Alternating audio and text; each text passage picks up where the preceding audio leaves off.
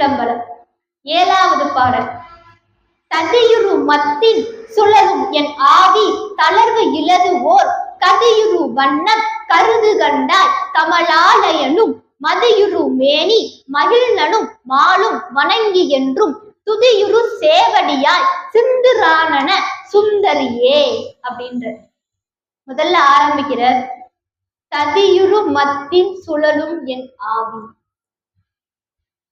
இந்த தயிர்ல இருந்து மோர் எடுப்பாங்க, வெண்ணெய் எடுப்பாங்க. அப்படி எடுக்கிறதுக்காக தயிர் பானையில தயிரை போட்டு மேல ஒரு மத்தை போட்டு கடைவாங்க. அப்படி தயிர் பானையில தயிரை போட்டு அதுக்கு மேல மத்தை போட்டு இந்த மத்தை இப்படியே கடைவாங்க. அது கடைய கடைய கடைய கடையதான் அந்த தயிரானது மோராக மாறும். அப்படி கடையிற பொழுது அந்த மத்தை வச்சு தயிர் பானையில தயிரை கடையிற பொழுது அந்த தயிர் என்ன பாடுபடும். அந்த மத்து இங்கிட்டு சுத்தவும் அங்கிட்டு சுத்தவும் அப்படி சுத்துற பொழுது அந்த மத்தானது சுழலும் பொழுது அந்த தயிர் என்ன பாடுபடும். அதை போல நானும் அவ்வளோ பாடுபடுறேம்மா அப்படின்ற. ததியுரு மத்தின் சுழலும் என் ஆவி. இந்த இடத்துல அவர் என்ன சொல்றாரு அப்படின்னா, இந்த தயிர் தான் ஆன்மா. இந்த தேகம், இந்த தேகத்துல இந்த மத்தை போட்டு கடையிறாப்புல, அந்த ஆன்மாவை கடையிறாப்புல, அதாவது இந்த உலகம்தான் நிலையானது, இன்னும் வேணும், நிறைய புகழ் வேணும், நிறைய பணம் சம்பாதிக்கணும், வேணும் வேணும், இந்த சுகங்கள் தான் உண்மையானது அப்படின்னு சொல்லி இதுல பூமியிலே வாழ்ந்து இதுல கிடைக்கக்கூடிய இந்த இன்ப துன்பங்களிலே சுழன்று கொண்டு, இதுல வரக்கூடிய அந்த இன்ப துன்பங்களிலே சுழன்று கொண்டு அந்த மத்தில பட்ட தயிர் போல என்னுடைய வாழ்க்கையானது சுழன்று கொண்டு இருக்கிறது. அப்படி நாம் சுழன்று கொண்டு இருக்கிறோம். இந்த உடம்பு, இந்த உலகம்தான் நிலையானது என்று சொல்லி இதிலேயே நாம் அகப்பட்டு கொண்டு இதிலேயே சுழன்று கொண்டு இருக்கிறோம். அதை போல என்னுடைய ஆவி இருக்கிறது அப்படின்ற. அடுத்து சொல்ற தளர்விலதோர் கதியுரு வண்ணம் கருது கண்டாய். தளர்விலதோர் கதி, தளர்விலதோர் கதி அப்படின்றதுதான் முக்தி, மோட்சம். அந்த மோட்சத்தை நீ எனக்கு கொடுமா அப்படின்னு சொல்லி கேக்குற. இந்த சுழன்று கொண்டிருக்கக்கூடிய இந்த நிலை எனக்கு வேணாம்.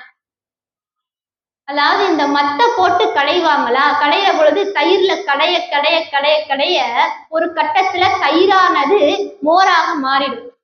மாறினதுக்கு அப்புறம் இந்த மத்தை தூக்கி ஒரு ஓரமா வச்சிருவாங்க.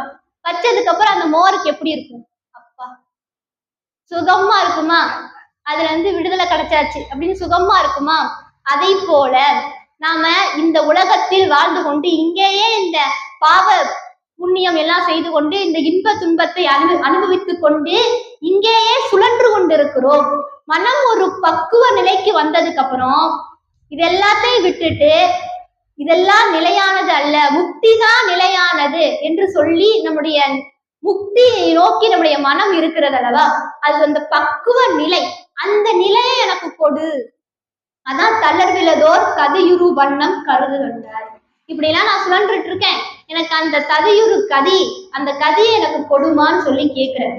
அடுத்து கமலாலயனும் மதியுரு மேனி மகிழ்நனும் மாலும் வணங்கி என்றும் துதியுரு சேவடியாய் அப்படின்ற.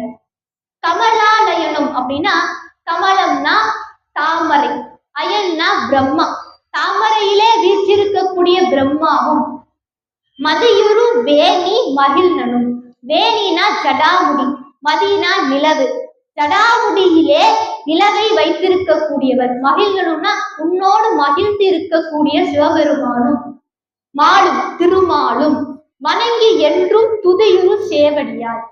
இவங்க மூன்று பேரும் என்னுடைய திருவடியிலே துதி செய்து வழிபாடு பண்ணக்கூடியவர்கள், வணங்கி நிற்கின்றார்கள். அப்படிப்பட்டவள் சிந்துரானன சுந்தரியே, அப்படி சிவப்பான முகத்தை உடைய சுந்தரியே, அழகான பொண்ணே, நீ எனக்கு அந்த முக்தி நிலைய கொடு அப்படின்னு சொல்லி இந்த பாடல்ல அபிராமிப்பட்ட ரொம்ப அழகா அதுக்கு உவமையும் சொல்லி சொல்ற.